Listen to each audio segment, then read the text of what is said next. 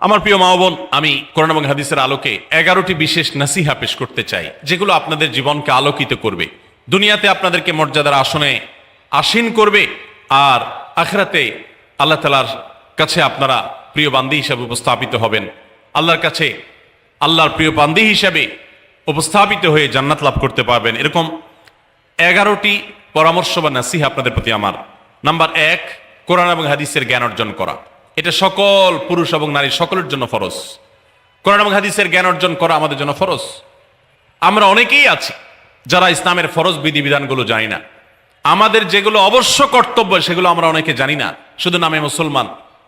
গতানুগতিক কিছু কাজ করি, হাতে গোনা কিছু ইসলামের নামে কাজ করি, বাস মনে করেছি আমি মুসলমান হয়েছি। আপনাকে ঈমান সম্পর্কে জানতে হবে। আপনার ঈমান কিভাবে আনতে হবে, কি কোন কোন বিষয়ের প্রতি বিশ্বাস থাকতে হবে, কি বিশ্বাস থাকতে হবে, আল্লাহ সম্পর্কে বিশ্বাস থাকতে হবে। ঈমান সম্পর্কে অনেক ভুল ধারণা আমাদের আছে। আমরা আল্লাহ সম্পর্কে বিস্তারিত জানি না, আখিরাত সম্পর্কে জানি না, নবী রাসূল সম্পর্কে জানি না। এগুলো সম্পর্কে সঠিক জ্ঞান অর্জন করতে হবে।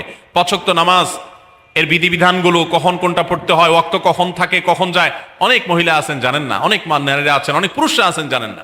তো এগুলো জানতে হবে। ইসলামকে জানাটা অনেক গুরুত্বপূর্ণ। আর জানার জন্য কোরআনে কারীম বুঝে পড়বেন, হাদিস বুঝে পড়বেন, মাসলা মাসাইলের বই পুস্তক বুঝে পড়বেন ওলামাদের তত্ত্বাবধানে থেকে, এবং কোরআন এবং হাদিস শেখার যত ভালো আয়োজন উদ্যোগ আছে সেগুলোতে শামিল হবেন, জ্ঞান অর্জন করবেন। এটা ইসলামের গুরুত্বপূর্ণ একটা ব্যাপার। জ্ঞান অর্জন যদি না করেন তাহলে আপনি ইসলামের কোনো কাজ করতে পারবেন। ইসলামের সবকিছুর আগে হলো জ্ঞান অর্জন করা। সবকিছুর আগে ইসলাম সম্পর্কে ইলম অর্জন করতে হবে, কোরআন হাদিসের নলেজ অর্জন করতে হবে। নাম্বার 2, 5 ওয়াক্ত নামাজ। নবী সাল্লাল্লাহু আলাইহি সাল্লাম জান্নাতে, মেয়েদের জান্নাতে যাওয়ার শর্টকাট যে সিলেবাস দিয়েছেন, শর্টকাট যে ওয়ে বলেছেন, 4টা শর্ত দিয়েছেন। এর মধ্যে থেকে একটা হলো 5 ওয়াক্ত নামাজ ঠিকঠাক মতো যদি আদায় করেন। অনেক মহিলারা আছেন যোহরের নামাজ আসরের সময় গিয়ে আদায় করেন, আসরের কাছাকাছি আদায় করেন, কারণ গৃহস্থলী কাজে ব্যস্ত থাকেন, রান্না বাড়ার কাজে ব্যস্ত থাকেন, গা গোসল নিয়ে ব্যস্ত থাকেন। করছি করে এই রান্না বাড়া করা, সবাইকে খাবার দাবার দেওয়া, ছেলে মেয়েকে খাবার দাবার দেওয়া, ঘর ইত্যাদি মোছা ধোয়া, এগুলো করতে করতে, নিজের গোসল টোসল করতে করতে 3টা 3:30 বেজে যায়। অনেক সময় আসরের ওয়াক্তের কাছাকাছি গিয়ে তারপর যোহরের নামাজ আদায় করেন। খুবই গর্হিত একটা কাজ। আমার মা বোনরা সতর্ক থাকবেন এ ব্যাপারে, যে নামাজ সময় মতো আদায় করতে হবে। শয়তান আপনাদেরকে একটা ভুল কথা বলে ধোঁকা দেয়, সেটা হলো যে আমি রান্না বাড়া করছি যে পোশাকে, এই পোশাকে কিভাবে নামাজ পড়বো, তাহলে আমি গোসল টোসল করে একটা নামাজ পড়বো। আর গোসল তো আর সহজে করা হয় না। রান্না বাড়ার পরে সবাই বাড়ায় খাওয়াই দেওয়া, এরপরে ঘর দুয়ার পরিষ্কার করা, এরপরে সব কাজ শেষে গোসল করা, তারপরে গোসল করে এসে নামাজ পড়া, এসব করতে করতে শয়তান আপনার নামাজটা অনেক পিছায়া দেয়। মনে রাখবেন, আপনি যে পোশাকে কাজ করতেছেন ওই পোশাকে যদি দুর্গন্ধ না থাকে, খারাপ না থাকে, ভালো পোশাক হয়, তো ওই পোশাকে আপনি নামাজ পড়তে পারবেন। দুর্গন্ধ থাকলেও শরীরকে ফ্রেশ করার ব্যবস্থা আছে, আপনি ফ্রেশ করে আপনি নামাজে দাঁড়ায় যাবেন। এরপর নামাজ পড়ে বাকি কাজ করবেন। কাজকে বলবেন না যে নামাজকে বলবেন না যে আমার অনেক কাজ আছে, এগুলো শেষ করে নামাজ পড়বো। শয়তান আমাদেরকে ধোঁকা দেয়। এই জন্য মা বোনরা 5 ওয়াক্ত নামাজ সময় মতো আদায় করবেন, ঠিকঠাক মতো আদায় করবেন। অনেক মা বোনরা আপনারা নামাজ পড়েন, নামাজ হয় না। বাংলাদেশে বেশিরভাগ মহিলাদের, নারীদের মধ্যে একটা ভুল আছে নামাজ প্রসঙ্গে, সেটা হলো যে নামাজের মধ্যে সতরটা ভালো করে ঢাকেন না। সতর কি? মেয়েদের নামাজের মধ্যে মুখমণ্ডল ছাড়া, 2 হাতের কবজি ছাড়া তাদের মাথা থেকে পা পর্যন্ত পুরো শরীর তারা ঢেকে রাখবে। আজকাল নামাজের ওড়না পাওয়া যায়, এই ওড়নাগুলো পড়লে এই মুখমণ্ডল ছাড়া 2 হাত এক সহকারে ঢাকা থাকে, এভাবে ঢেকে রাখতে হবে। আপনি যদি নামাজ পড়েন, আপনার গলা দেখা যায়, আপনার কাঁধের কিছু অংশ দেখা যায়, চুল দেখা যায়, আপনার হাতের কনুই দেখা যায়, তাহলে সেক্ষেত্রে কিন্তু আপনার নামাজ হবে। পুরো নামাজ জুড়ে এরকম খালি থাকে এগুলো, তাহলে নামাজ হবে না। অনেক বোনরা এটা জানেন না, তাহলে নামাজটা ঠিকঠাক মতো পড়তে হবে জান্নাতে যাওয়ার জন্য। এটা পূর্ব শর্ত, নাম্বার 2। নাম্বার 3, রমজান মাসে রোজা রাখা। রোজা রাখার ক্ষেত্রে আলহামদুলিল্লাহ মা বোনরা রাখেন সাধারণত, কিন্তু রোজা রেখে গীবত, মিথ্যা, শেকায়েত, মানুষের পিছনে সমালোচনা করা, এগুলো করলে গীবত নষ্ট হয়ে যায়। মুখ খারাপ করা, গীবত, এগুলো করলে রমজান নষ্ট হয়ে যায়, রোজা নষ্ট হয়ে যায়। এগুলো করা যাবে না, এগুলোতে বেঁচে থাকতে হবে। সেই সাথে অনেক মা বোন আছেন, একটু সন্তান গর্ভে আসছে, কিন্তু সন্তান দুধ কিংবা সন্তান দুধ পান করে, এই অজুহাত দিয়ে তিনি দেখা যায় যে রমজানের রোজা ঠিক মতো রাখেন না। এটা ভুল। বরং সামান্য একটু ঠুনকো অজুহাতে রমজান রোজা বাদ দেওয়া যাবে না। যতক্ষণ পর্যন্ত শক্তি সামর্থ্য আছে রমজান রোজা ঠিক মতো রাখতে হবে। নাম্বার 3। 4 নম্বর হলো স্বামীর আনুগত্য করা। আমি সবসময় বলি, এটা হলো মহিলাদের জন্য তিতা করল্লার আমল। তিতা করল্লা দিয়ে জুস বানায় খাওয়ানো, এটা যেরকম কষ্টের কাজ মানুষের জন্য, ঠিক একইভাবে মহিলাদের জন্য স্বামীর কথা শোনাটা এরকম কষ্টের কাজ। অনেক মহিলা আছে নামাজ পড়তে রাজি আছি, রোজা রাখতে রাজি আছি, তাসবিহ তাহলিল করতে রাজি আছি, কোরআন পড়তে রাজি আছি, মগর পুরুষের স্বামীর কথা শুনবো না। কেন তার কথা শুনবো কেন? আমি কি কম বুঝি?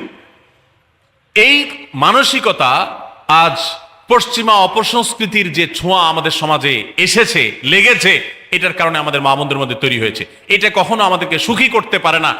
একটা ছোট মুদি দোকানেও একজনকে দায়িত্বশীল মানতে হয়, একজন মালিক হয় আর একজন অধীনস্থ হয়, একজন ম্যানেজার হয় আর একজন তার কর্মী হয়। এতটুকু চেইন অফ কমান্ড যদি ঠিক না থাকে, তাহলে একটা ছোট দোকানও সুশৃঙ্খল ভাবে চলতে পারে না, সেটাও বিশৃঙ্খল হয়ে যাবে। তাহলে একটা সংসার, একটা পরিবারে একজনকে মুরব্বী না মানলে কিভাবে সেটা চলতে পারে? অবশ্যই একজন নারী তার স্বামীকে অভিভাবক মানবেন, মুরব্বী মানবেন, তাকে মেনে চলবেন। শুধু ইসলামই বলে নাই, পশ্চিমা দুনিয়ার মানুষরাও স্বীকার করে।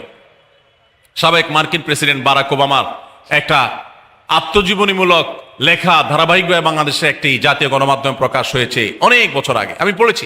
সেখানে তিনি পরিষ্কার করে বলেছেন যে আমার দাদি নানীরা পারিবারিক জীবনে যতটা সুখী ছিল, এখন আমাদের স্ত্রী, আমাদের মেয়েরা ততটা সুখী না।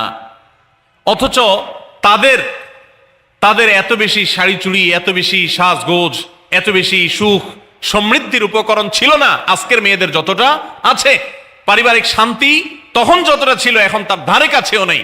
এর অন্যতম কারণ হলো এটি যে আমরা পশ্চিমা অপসংস্কৃতির ছোঁয়ায় পড়ে শয়তান আমাদেরকে অতিরিক্ত স্বাধীনতার নাম দিয়া আমাদেরকে বলগাহীন স্বাধীনতার পথে নিয়ে গেছে, যেটা আমাদের ধ্বংস ডেকে এনেছে। এজন্য একজন গার্ডিয়ান, একজন অভিভাবক পরিবারে থাকতে হবে, তাকে মানতে হবে। আপনি নারী হিসাবে আপনার স্বামীটাকে যদি মনে হয় একটু বোকা কিসিমের, সে বুঝে না, আপনি অবশ্যই ডেফিনেটলি আপনি তাকে বুঝাবেন, আপনি তাকে আপনার মতামত বলবেন, তারও কর্তব্য আপনার মতামত গ্রহণ করা। কিন্তু এর মানে এই না যে আপনি তাকে ডিনাই করবেন, পাত্তা দিবেন না, অবজ্ঞা করবেন, তার কাছে জিজ্ঞেস করা ছাড়া যেদিক সেদিক যাবেন, যা খুশি তা করবেন, এটা উচিত না। আপনার জান্নাতে যাওয়ার প্রয়োজনে ওই যে তিতা করল্লা বলেছি, সে যদি কোনো দিক থেকে তাকে মানতে আপনার কষ্ট হয়, আপনার থেকে সে পিছিয়ে আসে বুদ্ধিতে জ্ঞানে, তারপরে একটু কষ্ট করে ঢোক গিলেন, একটু কষ্ট করে সবর করেন, শুধুমাত্র জান্নাতের আশায় আল্লাহ তাআলা আপনাকে মর্যাদা দিবেন, দুনিয়াতে বড় করবেন, আখিরাতে বড় করবেন।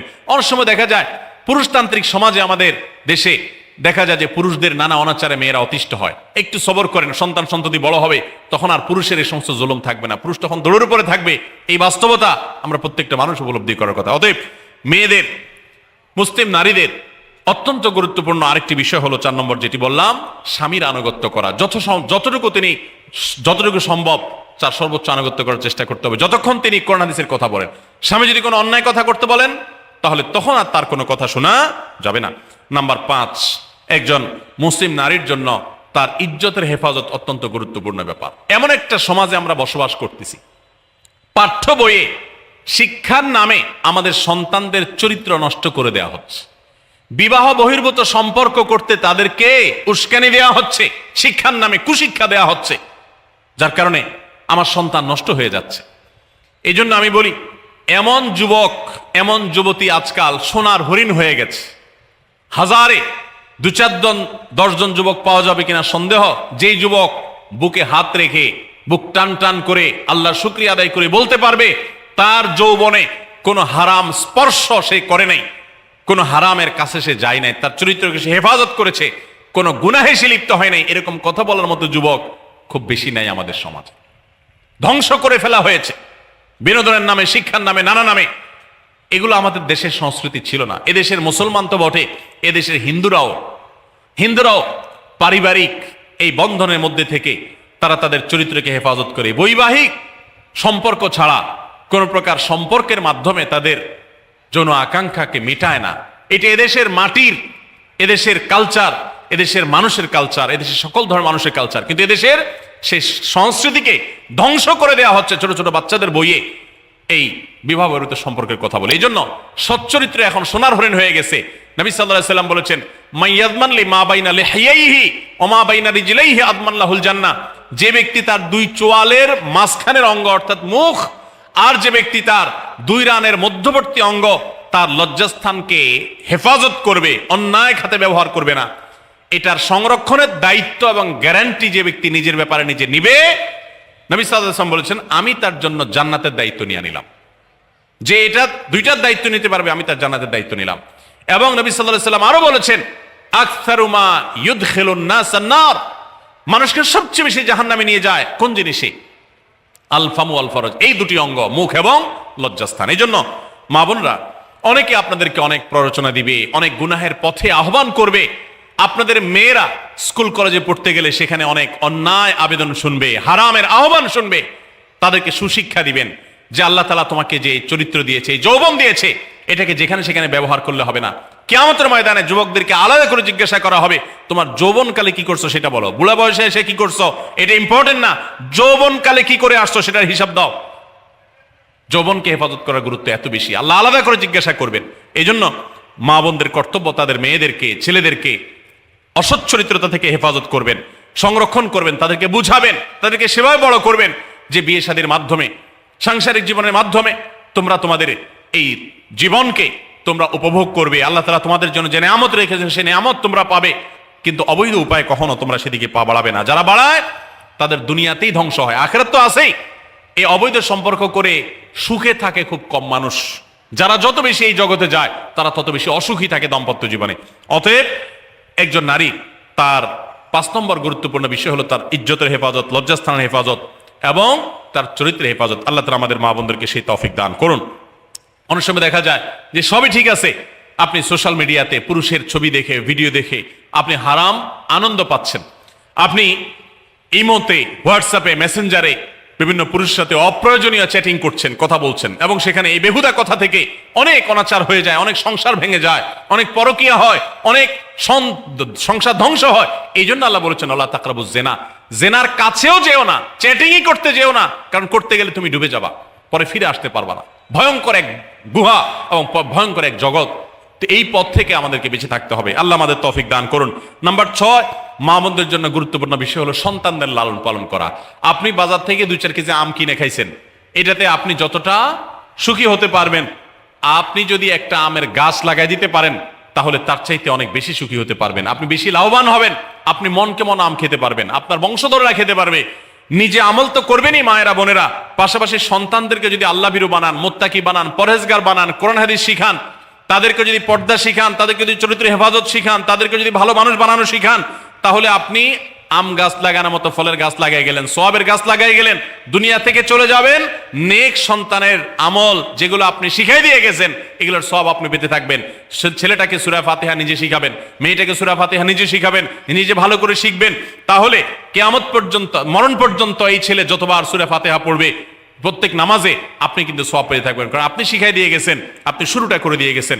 এই জন্য মা বোনদের জন্য সন্তানদের লালন পালন করা, সন্তান দুধে ভাতে আছে কিনা, ভালো জামা কাপড় পরছে কিনা, এর চাইতে ইম্পর্টেন্ট হলো সন্তান আমার নামাজ পড়ছে কিনা, সন্তান আমার আল্লাহকে চিনে কিনা, সন্তান আমার কোরআন হাদিসের শিক্ষা পেয়েছে কিনা। সন্তান একদিন স্কুলে যায় না, তার জন্য আমার মাথা খারাপ হলে, সন্তান একদিন নামাজ পড়ে না এক ওয়াক্ত, তার জন্য আরো বেশি মাথা খারাপ হতে হবে। তাহলে আপনি দায়িত্বশীল মা হতে পারবেন, দায়িত্বশীল বাবা হতে পারবেন। মনে রাখবেন নবী সাল্লাল্লাহু আলাইহি ওয়াসাল্লাম বলেছেন, প্রত্যেকটা শিশু জন্মগ্রহণ করে ভালো মানুষ হয়ে, কেউ জন্মগতভাবে খারাপ হয় না, ডাকাত হয়ে জন্মায় না, তবে তার মা বাপ তাকে নষ্ট করে। কারণ মা বাপ তাকে ঠিক মতো লালন পালন না করে, ভালো পরিবেশ দেয় না, খারাপ ছেলেফেলের সাথে মিশে, তখন সে নষ্ট হয়। এই জন্য আপনার দায়িত্ব সন্তান কার সাথে মিশছে, কোথায় যাচ্ছে, কি করতেছে, মোবাইলে কি দেখছে, সন্তানকে সময় দেন, মোবাইল টিপাটিপি বন্ধ করেন, তাদেরকে নিয়ে বসেন, তাদেরকে কথা শোনান, কোরআন হাদিস পাঠ করে শোনান, তাদেরকে ভালো পরিবেশ দেন, ভালো ফ্যামিলির, দিনদার ফ্যামিলির বাচ্চাদের সাথে তাদেরকে মিশান। ইনশাআল্লাহ আপনি আল্লাহর কাছে এর জন্য উত্তম বিনিময় পাবেন, সওয়াব পাবেন। নাম্বার 7, মা বোনরা, বিশেষ করে আপনাদের জন্য গুরুত্বপূর্ণ হলো কৃতজ্ঞতা আদায় করবেন। পুরুষদের জন্য গুরুত্বপূর্ণ, কিন্তু মা বোনদের জন্য বিশেষ গুরুত্বপূর্ণ এই জন্য যে নবী সাল্লাল্লাহু আলাইহি ওয়াসাল্লাম বলেছেন, তিনি জাহান্নামে নারীদেরকে যে দেখেছেন, তাকে যে দেখানো হয়েছে মেরাজে, যে প্রচুর সংখ্যক নারীরা জাহান্নামে, এর অন্যতম একটা কারণ ছিল নেয়ামতের নাশকরি করা। পুরুষদের মধ্যেও নাশকরির কারণে বহু পুরুষ জাহান্নামে যাবে। মা বোনরা, স্বামী এবং নিজের জগতে যতটুকু আল্লাহ তাআলা দিয়েছেন এতটুকুর উপর শুকর আদায় করবেন। আপনার স্বামী মানুষটা হয়তো মুখটা খারাপ, কিন্তু তার শরীরটা ভালো আছে, সে আপনাকে উপার্জন করে এনে খাওয়ায়। অনেক মহিলা আছে, তার স্বামী হয়তো অ্যাক্সিডেন্ট করে পঙ্গু হয়ে গেছে, সে হয়তো বিছানা শুয়ে বাকি জীবন কাটিয়েছে, তার কষ্টের কোনো শেষ নেই। আপনার স্বামী হয়তো বা তার কোনো দিক থেকে দুর্বলতা আছে, আবার বহু দিক থেকে তার ভালো গুণ আছে। একই কথা পুরুষদের জন্য ইসলাম নির্দেশ করেছে যে তার স্ত্রীর একটা গুণ খারাপ দেখে যদি তার কষ্ট লাগে, তো সে চিন্তা করলে 10টা গুণ ভালো দেখবে, সেটা দেখে শুকর আদায় করা উচিত। এই শুকরিয়া আদায় করা ছাড়া পুরুষ হোক নারী হোক, কে আল্লাহর প্রিয় বান্দা হতে পারবে না। এই জন্য আল্লাহর কাছে শুকরিয়া আদায় করবেন। মায়েরা বিশেষ করে শ্বশুরের বাড়িতে যাওয়ার পর প্রথম প্রথম অনেক কষ্ট হয়। আমি সবসময় বলি, শ্বশুর বাড়িতে যাওয়ার পর মেয়েরা আমাদের দেশে নানান জুলুম নির্যাতন সহ্য করতে হয়। শাশুড়ি বাঁকা চোখে দেখে, সব শাশুড়ি না, অনেক শাশুড়ি, অনেক সময় ননদরা বাঁকা চোখে দেখে, স্বামী লোকটা জ্বালায় নানাভাবে, দেবররা জ্বালায় নানানভাবে, মানুষ খোঁচাখুচি করে, কষ্ট দেয়। একটু ধৈর্য ধারণ করেন, আল্লাহ তাআলা আপনার সংসারে যখন 2-4টা সন্তান দিবে, এরা যখন বড় হয়ে যাবে, এগুলো সব আপনার বাহিনী হয়ে যাবে, তখন দেখবেন ওই বুড়া আস্তে আস্তে চুপসে গেছে, বুড়ার বড় কোনো গলা নাই, বড় কোনো কথা নাই, কারণ পোলাপান সব মায়ের পক্ষে থাকে, বুড়া সব আস্তে আস্তে সাইজ হয়ে যায়। এই জন্য মা বোনরা সবর করবেন, ধৈর্য ধারণ করবেন, খবরদার ধৈর্য হারা হবেন না, শুকর আদায় করবেন। নাম্বার 8, কখনো মুখ খারাপ করবেন না, গালিগালাজ করবেন না, অভিশাপ দিবেন না। অনেক সময় পোলাপান একটু উল্টাপাল্টা করলে তাদেরকে অনেক মা অভিশাপ দিয়ে দেন, গজব ঠাডা দিয়ে দেন, বদদোয়া করেন, মুখ দিয়ে খারাপ কথা বলে ফেলেন। এগুলো খুব খারাপ জিনিস। নবী সাল্লাল্লাহু আলাইহি ওয়াসাল্লাম বলেছেন, যদি কাউকে গজব ঠাডা দেওয়া হয়, তো এটার উপযুক্ত না হলে যে দেয় তার উপরে এসে পড়ে, এরকম ভয়াবহ একটা বিষয়। এই জন্য কোন অবস্থাতে এগুলো যেন না হয়। এবং মেয়েদের জাহান্নামে যাওয়ার বেশি জাহান্নামে যাওয়ার অন্যতম একটা কারণ এটাও যে তাদের মধ্যে, অনেকের মধ্যে, আমি সবার কথা বলছি না, যে এই ধরনের গালিগালাজ করা, অভিশাপ দেওয়ার বদস্বভাব আছে। এই বদস্বভাব বহু পুরুষের মধ্যেও আছে, সবাইকে ছাড়তে হবে। নাম্বার 9, আত্মীয়তার বন্ধন রক্ষা করার পরে দায়িত্বশীল হতে হবে। স্বামীকে স্বামীর ভাই বোনের সাথে সম্পর্ক ভালো রাখতে কখনো বাধা দিবেন না। অনেক মহিলা আছে বোকার মতো কাজ করে। স্বামী যদি স্বামীর ভাইকে টাকা পয়সা দেয়, সে অপছন্দ করে। স্বামী যদি স্বামীর বোনকে টাকা পয়সা দেয়, সে এটাকে পছন্দ করে না। মা বাবার খোঁজ খবর বেশি নিলে তার কাছে ভালো লাগে না। এই মহিলা হলো নির্বোধ। কেন নির্বোধ? কারণ নবী সাল্লাল্লাহু আলাইহি ওয়াসাল্লাম বলেছেন যে মান সাররাহু আন ইউবসাতালাহু ফি রিজকিহি আও ইউনসালাহু ফি আথরি ফালিয়াসিল রাহিমা, যে ব্যক্তি চায় তার রিজিকে আল্লাহ বরকত দেখ, তার হায়াতে বরকত দেখ, সে যেন রক্ত সম্পর্কে আত্মীয়দের সাথে সম্পর্ক বেশি ভালো রাখে। তাহলে আপনার স্বামীর রিজিক বেশি হোক, টাকা পয়সা বেশি হোক, তার হায়াতে বরকত হোক, এটা যদি আপনি চান, তাহলে আপনি বরং তারা উৎসাহিত করা উচিত। তোমার ভাইটার খবর নাও, তোমার বোনটার বাড়িতে যাও, তোমার মা বাপের খেদমত করো, তাদের সাথে যত সম্পৃক্ত থাকবে আপনার স্বামীতে আল্লাহ তাআলা তত বরকত দান করবেন। এই জন্য তাকে সেটা করবেন। আবার পুরুষদেরও উচিত মেয়েদেরকে সুযোগ দেওয়া। তারা তাদের বাপ, মেয়েরও তো কর্তব্য আছে তার বাপ মার প্রতি, বাপ মার খেদমত করবে, বাপ মার জন্য হাদিয়া তোফা দিবে। অনেক পুরুষরা আছে মেয়েদের পাওনা অধিকারই দেয় না, হাদিয়া তোফা কোত্থেকে দিবে, তাদের মহরটাই দেয় না, তাদের হাত খরচ দেয় না। আলাদা কিছু হাত খরচ দেওয়া উচিত, যে তার মতো সে খরচ করবে, তার মা বাপের জন্য খরচ করবে। এগুলোর বিনিময়ে আমরা আল্লাহর কাছে জান্নাত পাবো। অতএব এই আত্মীয়তার সম্পর্ক রক্ষা করা গুরুত্বপূর্ণ। নাম্বার 10, সাদাকা করবেন। সাদাকা জাহান্নাম থেকে মুক্তির কারণ। নবী সাল্লাল্লাহু আলাইহি ওয়াসাল্লাম জাহান্নামের ব্যাপারে সতর্ক করেছেন আপনাদেরকে, আমাদের সবাইকে। অতএব সাদাকা দিলে জাহান্নাম থেকে মুক্তির একটা পথ আমরা পাই, সুগম হয়।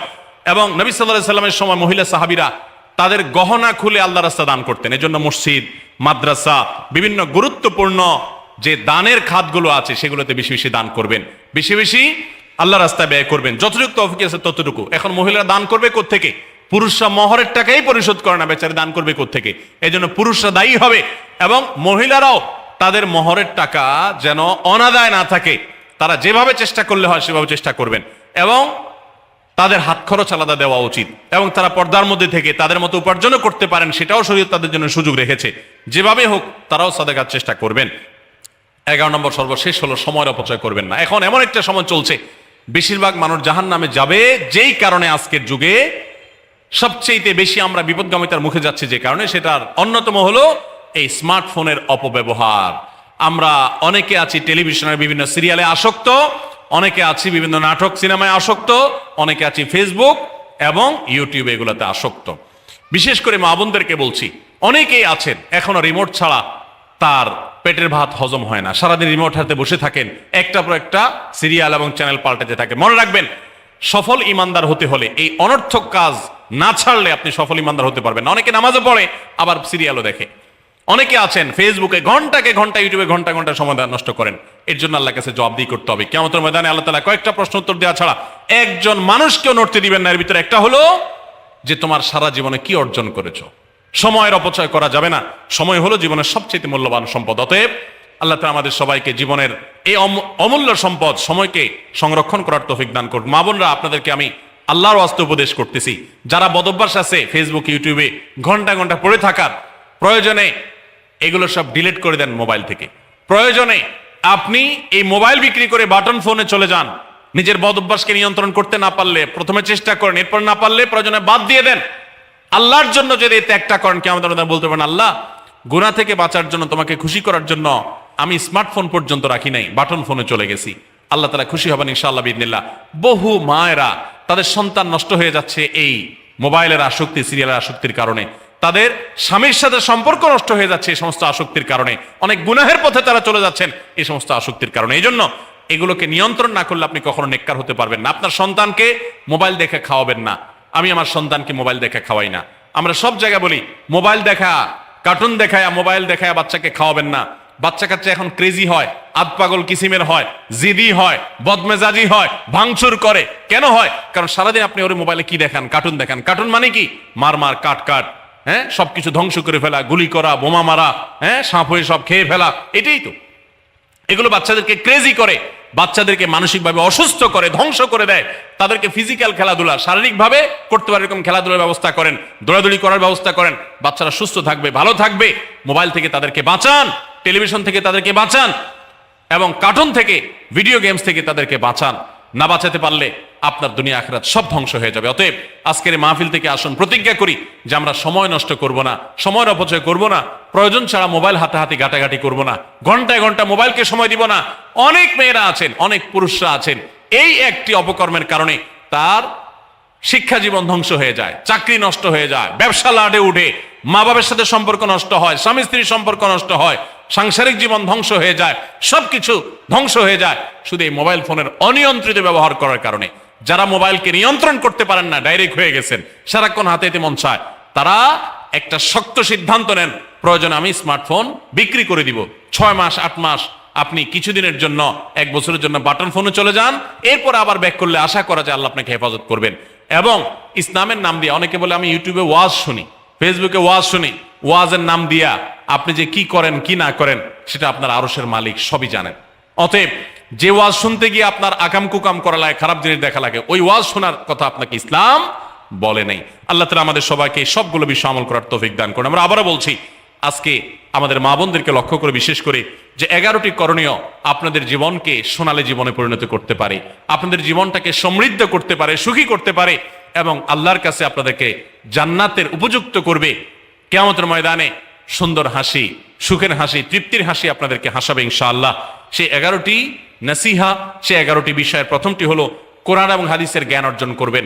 অনেক ভালো ভালো বই আছে কোরআন হাদিস ভিত্তিক, সেগুলো পড়বেন। দিন শিক্ষার যত আয়োজন আছে সেগুলোর সাথে সম্পৃক্ত হবেন। অনলাইনে অনেক কোর্স করা যায়, সেগুলোতে আপনি সম্পৃক্ত হতে পারেন। যেভাবে হোক আপনাকে কোরআন হাদিসের কথা জানতে হবে। আল্লাহ কি বলেছেন, রাসূল সাল্লাল্লাহু আলাইহি ওয়াসাল্লাম কি বলেছেন, মাসালা মাসাইল কখন কি করা উচিত, কোরআন হাদিসে কি বলা আছে, এগুলো জানতে হবে আপনাকে। যতটুকু সম্ভব জানার চেষ্টা করবেন। নাম্বার 2, 5 ওয়াক্ত নামাজ সঠিকভাবে আদায় করবেন, সময় মতো আদায় করবেন। জোহরের ওয়াক্ত বাসার কাজ কাম শেষ করে গোসল করে একেবারে 3টার দিকে একসাথে পড়বো, এটা করা যাবে না, বরং সময় মতো আদায় করতে হবে। এবং মেয়েদের যে সতর, এই সতর ঢাকার পরে সতর্ক থাকতে হবে। পুরো শরীর মুখমণ্ডল ছাড়া যেন ঢাকা থাকে, চুল, গলা, হাতের গোছা, কনুই, এগুলো যেন দেখা না যায়, খেয়াল রাখতে হবে। এবং নামাজ ধীরে ধীরে পড়তে হবে। অনেক মহিলা অনেক দ্রুততার সাথে নামাজ পড়েন, এবার পড়লে হবে না। নাম্বার 3, রমজানের রোজা ঠিক মতো রাখতে হবে, যথাযথভাবে রাখতে হবে। রোজা রেখে গীবত, শিকায়েত, মিথ্যা, গালমন্দ এগুলো করা যাবে না। নাম্বার 4, স্বামীর আনুগত্য করতে হবে। নিজের কাছে খারাপ লাগলেও একটু সবর করতে হবে, যতক্ষণ পর্যন্ত স্বামী ন্যায়সঙ্গত কথা বলে, অন্যায় কাজ করতে না বলে, গুনাহের কাজ করতে না বলে, ততক্ষণ পর্যন্ত তার কথা মানতে হবে। নিজের খারাপ লাগলেও মানবেন, আপনার জান্নাতের প্রয়োজনে, সুশৃঙ্খলার প্রয়োজনে, পারিবারিক শান্তির প্রয়োজনে। ইনশাআল্লাহ আপনি সুখে থাকবেন দুনিয়া এবং আখিরাত উভয় জগতে। নাম্বার 5, নিজের ইজ্জত সম্ভ্রম হেফাজত করবেন। অনলাইনে অফলাইনে কারোর সাথে হারাম সম্পর্ক করবেন না, কোনো গায়রে মারাম পুরুষের সাথে অযথা যোগাযোগ করবেন না, চ্যাটিং করবেন না, এবং সোশ্যাল মিডিয়াতে হারাম জিনিস দেখা থেকে নিজের চোখকে হেফাজত করবেন, বাঁচিয়ে রাখবেন। নাম্বার 6, নিজের সন্তানদেরকে দিন শিখাবেন, তাদেরকে কোরআন হাদিস শিখাবেন, উত্তমভাবে লালন পালন করবেন, তাদেরকে নামাজ শিখাবেন, মেয়েদেরকে পর্দা শিখাবেন, তারা যেন চরিত্রে হেফাজত করে সেই শিক্ষা তাদেরকে দিবেন। উপযুক্ত হওয়ার পর ছেলে মেয়েকে বিয়ে দিবেন, কোনোভাবে যেন হারাম সম্পর্কে না জড়ায় সেজন্য সাবধান থাকবেন। ভালো ফ্যামিলির সাথে তাদেরকে উঠা বসা করাবেন, ভালো শিক্ষা প্রতিষ্ঠানে দিবেন যেখানে দিলে তার ঈমান আমল হেফাজত থাকবে। নাম্বার 7, আল্লাহ শুকরিয়া আদায় করবেন, বান্দারও শুকরিয়া আদায় করবেন। আল্লাহ যা দিয়েছেন, যতটুকু আছে স্বামীর সংসারে আলহামদুলিল্লাহ বলতে শিখবেন, আল্লাহ তাআলা বাড়াই দিবেন ইনশাআল্লাহ। নাফরমানি, নাশুকরি করবেন না, তাহলে আপনি নিজেই ক্ষতিগ্রস্ত হবেন, কষ্টের মধ্যে থাকবেন। আর শুকরিয়া আদায় করলে আপনার নিজেরই মানসিক প্রশান্তি হবে, আল্লাহর নিয়ামত বাড়িয়ে দিবেন। নাম্বার 8, কোন প্রকার অভিশাপ গালমন্দ করবেন না, সেটা ছেলে মেয়েকে হোক, সংসারকে হোক, স্বামীকে হোক, কোনো কিছু না, ধৈর্য ধারণ করতে হবে। পুরুষদের জন্য এই কথাগুলো প্রযোজ্য। আর নাম্বার 9, আত্মীয়তার সম্পর্ক রক্ষা করতে হবে, ছিন্ন করা যাবে না। নিজের স্বামীকে তার বাপ, তার বোন, তার মা, তার ভাই, তাদের সাথে সুসম্পর্ক বজায় রাখতে সাহায্য করবেন, বাধা দিবেন না, পারলে আরো সাহায্য করবেন, এতে আপনারই লাভ হবে। আবার স্বামীদেরও উচিত স্ত্রীকে তার পরিবারের সাথে সম্পর্ক বজায় রাখার জন্য সাহায্য করা। মেয়েদের উচিত তাদের মা, তাদের বোন, ভাই, তাদের সাথে আজকাল মোবাইলে যোগাযোগ করা যায়, খোঁজ খবর নেবেন, কথাবার্তা বলবেন। স্বামীর সংসারে আসছেন দেখে বাপের সংসার ভুলে যাবেন, সেটাও যেন না হয় খেয়াল রাখতে হবে। নাম্বার 10, যতটুকু সম্ভব দান সাদাকা করবেন। দান সাদাকা জাহান্নাম থেকে মুক্তির কারণ হয়, সেটার জন্য সাধ্য অনুযায়ী করবেন। পুরুষরা তাদের জন্য এই ক্ষেত্রে হেল্প করবেন, যাতে তাদের মোহর ইত্যাদি দেওয়া, মাসে হাত খরচ কিছু দেওয়া, যাতে তারা সাদাকা করতে পারে সেই সুযোগ। আজকাল দেখা যায় অনেক মেয়েরা টাকা পয়সা পেলে মার্কেটে চলে যাবেন, কি কিনবে এটা নিয়ে অস্থির হয়ে যান। মার্কেটে আপনি যা দরকার হলে যাবেন, কেনা দরকার হলে কিনবেন, কিন্তু দানের জন্য একটা খাত রাখবেন। পারিবারিক সাদাকা বাক্স, একটা বাক্স রাখবেন, যে খুচরা টাকা পয়সা বা বিভিন্ন টাকা পয়সা ছেলে মেয়েরা রাখবে, আপনি রাখবেন, উৎসাহিত করবেন। এটা দিয়ে একটা গরিব ফ্যামিলি মুখে হাসি ফোটাবেন, একটা ভালো কাজ করবেন, পারিবারিকভাবে এরকম দানের ব্যবস্থা করবেন। বোনেরা, সর্বশেষ হলো সময় নষ্ট করবেন না সোশ্যাল মিডিয়াতে। আল্লাহর ওয়াস্তে এটা থেকে নিজেকে বাঁচাবার জন্য সংগ্রাম করেন। যারা এখনো এই রোগ থেকে বাঁচতে পারেন নাই, আল্লাহর কসম করে বলছি, দুনিয়ার জীবনটাই ধ্বংস হবে, অসুখী থাকবেন, অশান্তিতে থাকবেন, আখিরাতের ধ্বংস তো আছেই। অতএব ফেসবুক, ইউটিউব, এটা যদি আপনাকে দেখতে হয়, খারাপ কিছু যেন না আসে সেভাবে ফিল্টার করে নেবেন, এবং নিয়ন্ত্রিত নির্দিষ্ট সময়ের বেশি দেখবেন না। 10 মিনিট 10 মিনিট, সকাল দুপুর রাত, এর বেশি বিকাল, আমি এর বেশি দেখবো না। ঘন্টায় ঘন্টা টিপবেন না। অনেক মহিলা আছে, স্বামীকে সময় দেওয়ার সুযোগ নাই, সন্তানের দিকে তাকাবার সুযোগ নাই, উনি টেলিভিশন এবং মোবাইলে আসক্ত, এবং এটা আমাদের সমাজকে ধ্বংস করে দিচ্ছে। নিজের ক্ষতি নিজে করছে, নিজের পায়ে কুঠারাঘাত করছেন। বছরের ফজিলত এবং মর্যাদাপূর্ণ কয়েকটা দিনের একটা হলো আশুরার রোজা। এটার ব্যাপারে আল্লাহর প্রতি আমার ধারণা হলো, যদি কেউ এই রোজাটি রাখে, আল্লাহ সুবহানাহু ওয়া তাআলা তার পূর্বের এক বছরের ছোটখাটো গুনাহগুলো মাফ করে দেন। মাসের মধ্যে সম্মানিত 4টা মাস আছে, এর ভিতরে সবচেয়ে শ্রেষ্ঠ হলো এই মুহররম মাস, বছরের প্রথম মাস। এই সম্মানিত মাস উপলক্ষে আমার রুটিনে কোনো পরিবর্তন হয়েছে কি? এই জন্য আশুরা রোজা কয়টা রাখতে হবে? মুহররম মাসের সবচেয়ে দামি আমল কোনটি? মুহররম মাসে নারীদের স্পেশাল কোনো আমল আছে কিনা? নবী করিম সাল্লাল্লাহু আলাইহি ওয়াসাল্লাম বলেছেন, সিয়ামু ইয়াউমি আশুরা আহতাসিবু আলাল্লাহি আন ইউকাফিরাস সানাতাল্লাতী ক্বাবলাহা। আশুরার রোজা, এটার ব্যাপারে আল্লাহর প্রতি আমার ধারণা হলো, যদি কেউ এই রোজাটি রাখে, আল্লাহ সুবহানাহু ওয়া তাআলা তার পূর্বের এক বছরের ছোটখাটো গুনাহগুলো মাফ করে দিবেন। বান্দার হক বান্দার কাছ থেকে মাফ নিতে হবে, কবিরা গুনাহ তওবা করতে হবে, ছোটখাটো গুনাহগুলো এই আমলের মাধ্যমে আল্লাহ সুবহানাহু ওয়া তাআলা মাফ করে দিবেন। এছাড়া আশুরা রোজার আরেকটা বিশেষ ফজিলতের দিক হলো, রমজানের রোজা ফরজ হওয়ার আগে, এমনকি হিজরতেরও আগে, নবী করিম সাল্লাল্লাহু আলাইহি সাল্লাম মক্কা যখন ছিলেন, কুরাইশরা আশুরার রোজা রাখত। বছরে একটা রোজাই ছিল রমজান রোজা ফরজ হওয়ার আগে, সেটা হলো এই আশুরা। এবং নবী করিম সাল্লাল্লাহু আলাইহি সাল্লামও সে রোজা রাখতেন। মদিনায় আসার পর তিনি ইহুদিদেরকে দেখেছেন যে তারা আশুরার রোজা রাখে। অতএব তাদের রোজা রাখা দেখে নবী সাল্লাল্লাহু আলাইহি সাল্লাম জিজ্ঞাসা করলেন, তোমরা রোজা কেন রাখো? তারা বললো, এই দিনে মুসা আলাইহিস সালামকে আল্লাহ সুবহানাহু ওয়া তাআলা বিজয় দিয়েছেন, সেজন্য আমরা তার প্রতি শুকরিয়া আদায় করে রোজা রাখি, আশুরার রোজা। তখন নবী করিম সাল্লাল্লাহু আলাইহি সাল্লাম এই ঘটনার পর নবী সাল্লাল্লাহু আলাইহি সাল্লাম বললেন, তাহলে আমরা বরং মুসা আলাইহিস সালামের প্রতি আল্লাহর অনুগ্রহের কারণে আরো বেশি শুকরিয়া আদায় করার আমাদের হক অধিকার আছে। আমরা তার প্রকৃত অনুসারী, তার কথা আসলে আমরা মানি। অতএব আশুরা রোজা আমরা রাখবো। তবে তাদের থেকে নিজেদের রোজাকে বৈচিত্র্যপূর্ণ স্বাতন্ত্র্য আনার জন্য নবী সাল্লাল্লাহু আলাইহি সাল্লাম বলেছেন, তারা আশুরা রোজা রাখে একটা, আমরা রাখবো। কারণ নবী সাল্লাল্লাহু আলাইহি সাল্লাম তার জীবনের শেষ বছর বলেছিলেন যে, আমি যদি পরবর্তী বছর বেঁচে থাকি, তাহলে লা সুমান্নাত তাসিআ ওয়াল আশির, তাহলে মুহররমের 9 এবং 10 এই 2 দিন রোজা রাখতাম। এই জন্য আশুরা রোজা কয়টা রাখতে হবে? 2টা রাখা হলো সুন্নাত, আর সেই 2টা রোজা 9 এবং 10। এখন প্রশ্ন উঠতে পারে যে শুক্রবার রোজা রাখা তো হাদিসে নিষেধ আছে। এর উত্তর হলো যে শুক্রবারকে শুক্রবার হিসেবে রোজা রাখা নিষেধ, কিন্তু শুক্রবারে অন্য কোনো অকেশন এসে পড়লে, রমজান মাস শুক্রবারে পড়লে আপনি রোজা রাখবেন না। অতএব সেই হিসাবে আশুরা রোজার অংশ হিসেবে আপনি রাখতে পারেন। তাহলে এই বছর আশুরা রোজা 9, 10 অথবা 10, 11, তবে 9, 10 রাখাটা অধিকতর উত্তম, সে রোজা রাখবো। আল্লাহ সুবহানাহু ওয়া তাআলা আমাদেরকে আমলের তৌফিক দান করুন। মুহররম মাসের সবচেয়ে দামি আমল কোনটি? মুহররম মাসের সবচেয়ে দামি আমল, মুহররম মাসের একমাত্র রুটিন আমল হলো বেশি বেশি নফল রোজা রাখা, মানে বিশেষ আমল এই মাস উপলক্ষে। অতএব নফল রোজা বিশেষ করে রাখবেন, যে যতটুকু পান, এটাই মাসের আমল। আশুরার করণীয় বর্জনীয় সম্পর্কে জানতে চাই। 10ই মুহররমকে আশুরা বলা হয়। 10ই মুহররমকে কি বলা হয়? আশুরা। মুহররমের 10 তারিখ, এটি কোরআন এবং হাদিসের দৃষ্টিকোণ থেকে খুবই গুরুত্বপূর্ণ এবং তাৎপর্যপূর্ণ একটা দিন। সারা বছরের ফজিলত এবং মর্যাদাপূর্ণ কয়েকটা দিনের একটা হলো আশুরা। মুহররমের 10 তারিখ বা 10ম দিনটি, এটি তাৎপর্যপূর্ণ হওয়ার কারণ হলো, এই দিনে আল্লাহ রাব্বুল আলামিন পৃথিবীর ইতিহাসে বহু নবী রাসূলকে অন্যায় এবং বাতিলের বিরুদ্ধে বিজয় দিয়েছেন। অনেক বড় বড় ঘটনা এই দিনে ঘটেছে এবং কিয়ামতের আগে আরো ঘটবে। এদিনের সবচেয়ে বড় ঘটনা যেটি ঘটেছে বা সবচেয়ে বড় আলোচিত ঘটনা হাদিসে, সেটি হলো এই দিনে আল্লাহ নবী মূসা আলাইহিস সালামকে আল্লাহ তাআলা ফেরাউনের বাহিনীর বিরুদ্ধে বিজয় দিয়েছেন।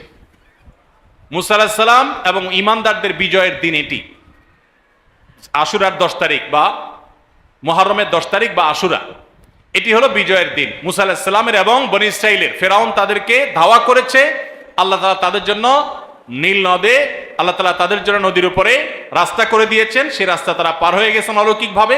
আর ফেরাউন তার বাহিনী সহ তাদের অনুসরণ করতে গিয়ে মাঝ নদীর দিকে নিমজ্জিত হয়েছে। এখনো ফেরাউনের লাশ মিশরের পিরামিডে আছে। আল্লাহ বলেছেন ওয়াকাযালিকা নুনাজ্জিকা লিবাদানিকা লিতাকুনা লিমান খালফাকা আয়া, তোমার দেহকে, হে ফেরাউন, তুমি যে অহংকারী ছিলে, তোমার দেহকে কিয়ামত পর্যন্ত আমি রেখে দিব, নষ্ট হতে দিব না, যাতে পরবর্তী প্রজন্মের কাছে তুমি শিক্ষার বিষয় হও, তোমাকে দেখে শিক্ষা নিতে পারে যে আল্লাহ দ্রোহীদের শাস্তি কি হয়, যত বড় পাওয়ারফুলি হোক না কেন। তো যাই হোক, সেই আশুরা হলো মুহররমের এই 10 তারিখ। সেই আশুরা, এটার সাথে মূসা আলাইহিস সালামের বিজয় জড়িত, ফেরাউনের পরাজয় জড়িত, হক এবং বাতিলের দ্বন্দ্বের মধ্যে চূড়ান্ত এবং শেষ বিজয় হকের হয়, সেই শিক্ষা আশুরা আমাদেরকে দেয়। আশুরা উপলক্ষে আমাদের করণীয় হলো 2টা রোজা রাখা। সবচেয়ে উত্তম হয় 9 এবং 10 রাখা। কেন উত্তম? কারণ নবী করিম সাল্লাল্লাহু আলাইহি সাল্লাম যে বছর ওয়াফাত হয়েছে তিনি বলেছেন, যদি আমি আগামী বছর বেঁচে থাকি লা আসুমান্না তাসিআ ওয়াল আশির, তাহলে আমি 9 এবং 10 জিলহজের এই 2 দিন রোজা রাখবো। এই জন্য 9 তারিখ আর 10 তারিখ রোজা রাখা উত্তম। আর যদি 9-10 তারিখ রাখতে না পারেন তাহলে 10 আর 11 রাখবেন, 2টা রোজা রাখা উত্তম। ইহুদিরা শুধু একটা রোজা রাখে। নবী সাল্লাল্লাহু আলাইহি সাল্লাম আমাদের রোজাকে তাদের থেকে স্বতন্ত্র করবার জন্য, তাদের থেকে পৃথক করবার জন্য 2টা রোজার নির্দেশ দিয়েছেন। এই জন্য আশুরা উপলক্ষে 2টা রোজা রাখা সুন্নাত। মুহররম মাসে নারীদের স্পেশাল কোনো আমল আছে কিনা জানলে উপকৃত হতাম। মুহররম মাসে পুরুষদের জন্য যে আমলগুলো আছে, আমাদের মা বোনদের জন্য একই আমল আছে, মা বোনদের জন্য আলাদা কোনো আমল নাই। মুহররম মাসের সবচেয়ে গুরুত্বপূর্ণ আমল হলো বেশি বেশি রোজা রাখা। বেশি বেশি কি রাখা? রোজা রাখা। নবী করিম সাল্লাল্লাহু আলাইহি সাল্লাম বলেছেন, আফদালুস সিয়ামি বা'দা রমাদান শাহরুল্লাহিল মুহররম, আল্লাহর কাছে রমজানের পরে নফল রোজার জন্য সবচেয়ে আদর্শ এবং শ্রেষ্ঠ মাস হলো মুহররম মাস। এজন্য ভাই মুহররম মাসে বেশি বেশি নফল রোজা রাখার চেষ্টা করতে হবে।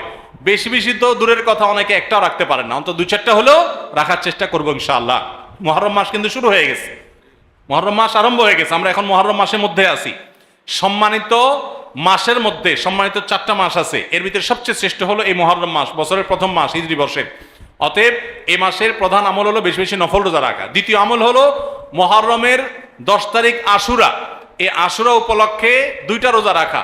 9 আর 10 রাখলে বেশি উত্তম, আর না হলে 10 আর 11 এই 2টা রোজা রাখা নারী পুরুষ সকলের জন্য সুন্নাহ।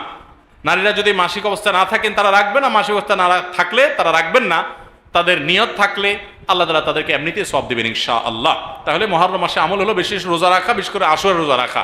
এর বাইরে মুহররম উপলক্ষে স্পেশাল কোনো আমল নাই যে এই মাসের জন্য আলাদা করে এটা করণীয় আছে। শেষ প্রশ্ন, সামনে মুহররম মাস, মুহররম মাসে বিশেষ আমলগুলো যদি জানাতেন। খুবই গুরুত্বপূর্ণ প্রশ্ন। আর কয়েকদিনের মধ্যেই মুহররম মাস শুরু হতে যাচ্ছে। মুহররম মাস হিজরি বর্ষের প্রথম মাস। এ মাসের সবচেয়ে বড় তাৎপর্যের বিষয় হলো এটা সম্মানিত 4 মাসের একটা। সম্মানিত মাস কয়টা ভাই? 4টা। কি কি? জিলকদ, জিলহজ, মুহররম, এই 3টা হলো ধারাবাহিক। জিলকদ, জিলহজ এবং মুহররম বছরের 11তম, 12তম আর প্রথম, এই 3টা মাস। আর চতুর্থ মাসটা হলো রজব ও মুদার, আল্লাযী বাইনা জুমাদা ওয়া শাবান, জুমাদাস সানি এবং শাবানের মধ্যবর্তী রজব মাস। এই 4টা মাসকে আল্লাহ তাআলা কোরআনে কারিমে সম্মানিত 4 মাস বলেছেন। সম্মানিত 4 মাস উপলক্ষে সাধারণ ভালো কাজগুলো, রুটিন যে ভালো কাজগুলো আছে সেগুলো নিয়মিত করা, এক্সট্রা কোনো ভালো কাজের নির্দেশনা নাই। আর গুনাহ থেকে বেশিরভাগ বেঁচে থাকতে হবে, কারণ আল্লাহ বলেছেন যালিকা দ্বীনুল কাইয়্যিম ফালা তাজলিমু ফিহিন্না আনফুসাকুম। সম্মানিত মাসগুলোতে তোমরা নিজেদের প্রতি অবিচার করবা না, অর্থাৎ পাপাচার করবা না। অন্য সময় তো পাপাচার করা যাবেই না, এই মাসে বিশেষভাবে পাপাচার থেকে বেঁচে থাকার চেষ্টা করতে হবে। এখন এই যে জিলহজ যাচ্ছে, মুহররম আসছে, 2টাই কিন্তু সম্মানিত মাস। এই সম্মানিত মাস উপলক্ষে আমার রুটিনে কোনো পরিবর্তন হয়েছে কিনা? রুটিনে পরিবর্তন দূরে থাকুক, আপনি একবারও মনে করেছেন কিনা একটা সম্মানিত মাস আমি অতিক্রম করছি, এটা আপনার মাথায় একবারও আসছে কিনা? যদি না আসে তাহলে আপনি আল্লাহর দেয়া সম্মানিত মাসের সম্মান দিলেন না। এজন্য আমাদের অন্তত এই ধারণাটা মাঝে মধ্যে জেগে উঠতে হবে মনের মধ্যে যে আমরা সম্মানিত মাস ক্রস করছি, অতিক্রম করছি। তাহলে মুহররম মাস সম্মানিত মাসের ভিতরে সবচেয়ে সম্মানিত মাস। নবী করিম সাল্লাল্লাহু আলাইহি সাল্লাম এ মাসের একটা বিশেষ করণীয় স্থির করেছেন, সেটা হলো বেশি বেশি নফল রোজা রাখা, মুহররম মাসে বেশি বেশি রোজা রাখা। তিনি বলেছেন আফদালুস সিয়ামি বা'দা রমাদান শাহরুল্লাহিল মুহাররম, সহিহ মুসলিমের হাদিস, যে রমজানের পর আল্লাহর কাছে সবচেয়ে উত্তম রোজা হলো আল্লাহর মাস মুহররম মাসের রোজা। এই জন্য এই মাসে বেশি বেশি আমরা নফল রোজা রাখবো ইনশাআল্লাহ। এই মাসের তাৎপর্যের আরেকটা কারণ হলো এই মাসে আশুরা আছে, অর্থাৎ মুহররমের 10 তারিখটা বিশেষ তাৎপর্য পূর্ণ একটা দিন, যেদিনে আল্লাহ তাআলা মূসা আলাইহিস সালামকে মুক্তি দিয়েছেন ফেরাউনের বাহিনীর বিপরীতে, এবং নবী সাল্লাল্লাহু আলাইহি সাল্লাম সেই ঘটনায় আল্লাহর কৃতজ্ঞতা আদায় করে মূসা আলাইহিস সালামের সপক্ষে তিনি আল্লাহর কাছে সিয়াম পালন করেছিলেন, এবং আশুরার দিনে রোজা রাখার ফলে 1 বছর পূর্বের গুনাহ মাফ হয়ে যায়।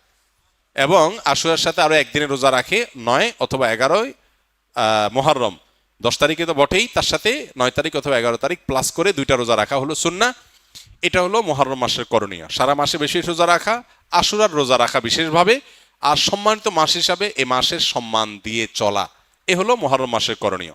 এর বাইরে মুহররম মাসকে ঘিরে আমাদের দেশে তাজিয়া মিছিল, শোক মিছিল সহ নানাবিধ কার্যক্রম আমাদের চোখে পড়ে, এগুলোর সাথে কোরআন বা সুন্নাহর কোনো সম্পর্ক নেই, এগুলো মন গড়া এবং বেদাত। যেই দিনে আশুরার দিনে রোজা রাখার কথা বলা হয়েছে সেই দিনে লাল ডেক বসায় যদি খিচুড়ি খায় তাহলে সুন্নাহর খেলাফ কাজ হবে, আরো সে কাজটি আমাদের দেশে হচ্ছে। সুন্নাহর প্রচলন নাই, বেদাতের প্রচলন আছে। মুহররম মাস হিজরি সনের প্রথম মাস। এ মাস সম্মানিত 4 মাসের মধ্যে সবচেয়ে মর্যাদাপূর্ণ মাস। সম্মানিত 4 মাসের 4টি মাসের মধ্যে সবচেয়ে মর্যাদাপূর্ণ মাস হলো মুহররম মাস।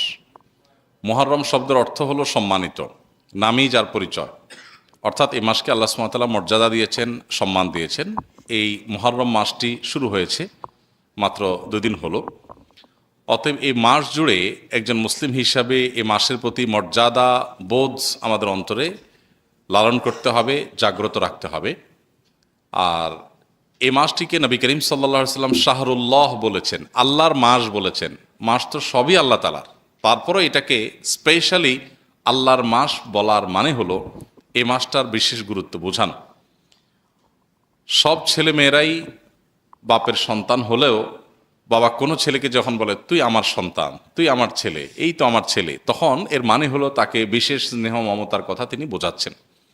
ঠিক একইভাবে সব মাসগুলো, সব দিনগুলো আল্লাহ তাআলার হওয়া সত্ত্বেও মুহররমকে নবী করিম সাল্লাল্লাহু আলাইহি সাল্লাম বলেছেন শাহরুল্লাহি আল মুহররম, আল্লাহর মাস মুহররম। তো এই জন্য এ মাসটার বিশেষ মর্যাদা বুঝে আসে। এ মাসে অন্যান্য সময়ত মাসের মতোই গুনাহগুলো থেকে, পাপের কাজ থেকে বেঁচে থাকার ব্যাপারে একবার হলেও আমাদের বিবেক বাধা দেওয়া উচিত, একটু হলেও আমাদের থামা উচিত যে আমি সম্মানিত মাসে সম্মান নষ্ট করছি, অন্যায় করে, অপরাধ করে, গুনাহ করে। এ হলো মুহররম মাস সম্পর্কে সংক্ষিপ্ত কথা। এ মাসে নফল রোজা বেশি বেশি নবী করিম সাল্লাল্লাহু আলাইহি সাল্লাম রাখাকে উত্তম বলেছেন। রমজানের পরে সবচেয়ে বেশি এই মাসে নফল রোজা রাখাটা উত্তম, অতএব সে চেষ্টা আমরা করবো। আল্লাহ আমাদেরকে তৌফিক দান করুন। আশুরা রোজার ফজিলত কি এবং এবছর আশুরা রোজা কবে রাখতে হবে? আশুরা রোজার ফজিলত সম্পর্কে আমরা সবাই কম বেশি জানি। নবী করিম সাল্লাল্লাহু আলাইহি সাল্লাম থেকে প্রসিদ্ধ হাদিস রয়েছে, সহিহ মুসলিমে বর্ণিত হয়েছে, আবু কাতাদা রাদিয়াল্লাহু তাআলা বর্ণনা করেছেন যে নবীজি ইরশাদ করেছেন সিয়ামু ইয়াউমি আশুরা আহতাসিবু আলাল্লাহি আন ইউকাফিরাস সানাতাল্লাতী ক্বাবলাহ। আশুরার রোজার ব্যাপারে আল্লাহর প্রতি আমার ধারণা হলো যে এর মাধ্যমে 1 বছর পূর্বের গুনাহ আল্লাহ তাআলা মাফ করে দিবেন। এবং আশুরার এই রোজা এটা কতদিন যাবৎ পৃথিবীতে রাখা হচ্ছে সেটার উত্তর হলো মূসা আলাইহিস সালামের সময় থেকে রাখা হচ্ছে। তার মানে কয়েক হাজার বছর ধরে এই আশুরার রোজা পৃথিবীতে রাখা হয়। এমন একটা ইবাদত যেটার ধারাবাহিকতা হাজার হাজার বছর। তো এই আশুরার রোজা রাখার গুরুত্ব অপরিসীম।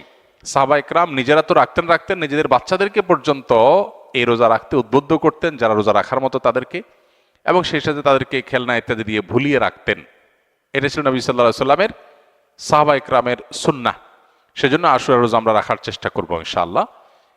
এই বছর আশুরা রোজা আমরা কখন রাখব সেটার উত্তর হলো আজ বাংলাদেশে এবং এ অঞ্চলে যেহেতু একদিন পরে চাঁদ দেখা যায় মিডল ইস্টের তুলনায়, শুক্রবার সন্ধ্যার পরে 9ই মুহররম শুরু হয়ে যাবে। আর আশুরা রোজার মধ্যে সবচেয়ে উত্তম হলো 9 এবং 10ই মুহররম রোজা রাখা। 10ই মুহররম আশুরার দিন, আশুরা মানেই হলো মুহররমের 10 তারিখ বা 10ম দিন, অতএব সেটা তো আছেই। সেটা আগামী রোববার মুহররমের 10 তারিখ হবে, শনিবার দিবাগত রাতে সারি খেয়ে আমরা মূল রোজা আশুরা রোজাটা রাখবো ইনশাআল্লাহ। আর সাথে 9 তারিখকে প্লাস করে রোজা রাখলে সেক্ষেত্রে আজকে দিবাগত রাতে আমাদেরকে সারি খেয়ে আগামীকালকে শনিবার রোজা রাখতে হবে, অর্থাৎ 9 এবং 10। তাহলে শুক্রবার দিবাগত রাত, আজ শুক্রবার দিবাগত রাতে আমরা সারি খেয়ে কালকে রোজা রাখবো ইনশাআল্লাহ। আবার আগামীকাল দিবাগত রাতে সারি খেয়ে তারপরের দিন রোজা রাখবো। তাতে 9 জিলহজ এবং 10 জিলহজ দুইটা রোজাই আদায় হয়ে যাবে ইনশাআল্লাহ। কারণ যদি কালকে রোজা রাখা সম্ভব না হয় তাহলে তিনি শনিবার দিবাগত রাতে খেয়ে রবিবার রোজা রাখবেন, সেটা হবে আশুরার মূল রোজা। আর রবিবার দিবাগত রাতে সারি খেয়ে সোমবার তিনি রোজা রাখবেন, তাতে হবে আপনার 11 জিলহজের রোজা। আর সোমবার তো সাপ্তাহিক নফল রোজা আছেই, সেক্ষেত্রে আমরা টানা 3টা রাখতে পারি, শুক্রবার দিবাগত রাত, শনিবার দিবাগত রাত, এই দুইটা আশুরা। আর রবিবার দিবাগত রাত হলো কিসের? সোমবারের সাপ্তাহিক নফল রোজা। তাহলে টানা 3টা রোজা হয়ে গেল। আর যদি কেউ একের ভিতর 2 চান, মানে শর্টকাটে, তাহলে সেক্ষেত্রে শনি আর রবি রাখলে রোববারেরটা ডাবল নিয়ত করতে পারেন, 11 মুহররম হিসাবে রোজা, আবার সোমবারের রোজা, দুইটা সবই একসাথে পাওয়া যাবে। আর যদি কেউ 3টা রাখেন তাহলে তার সব বেশি, এটা বলার অপেক্ষা রাখে না। অতএব আশুরা রোজাগুলো আমরা রাখার চেষ্টা করবো ইনশাআল্লাহ। এদিন আল্লাহ রাব্বুল আলামিন মুসা আলাইহিস সালামকে বিজয় দিয়েছেন, সত্যের বিজয় দিয়েছেন।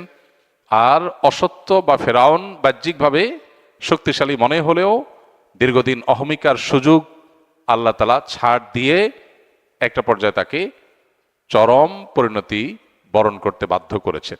সেই ঐতিহাসিক দিন আল্লাহ নবী মুসা আলাইহিস সালাম সেটার জন্য আল্লাহর কাছে শুকরিয়া আদায় করে তিনি রোজা রেখেছেন, এবং তার অনুসরণে আমরাও রোজা রাখি। এবং ইহুদিদের রোজার চাইতে আমাদের রোজা যেন ভিন্নতর হয়, সেজন্য আমরা 2টা রোজা রাখি।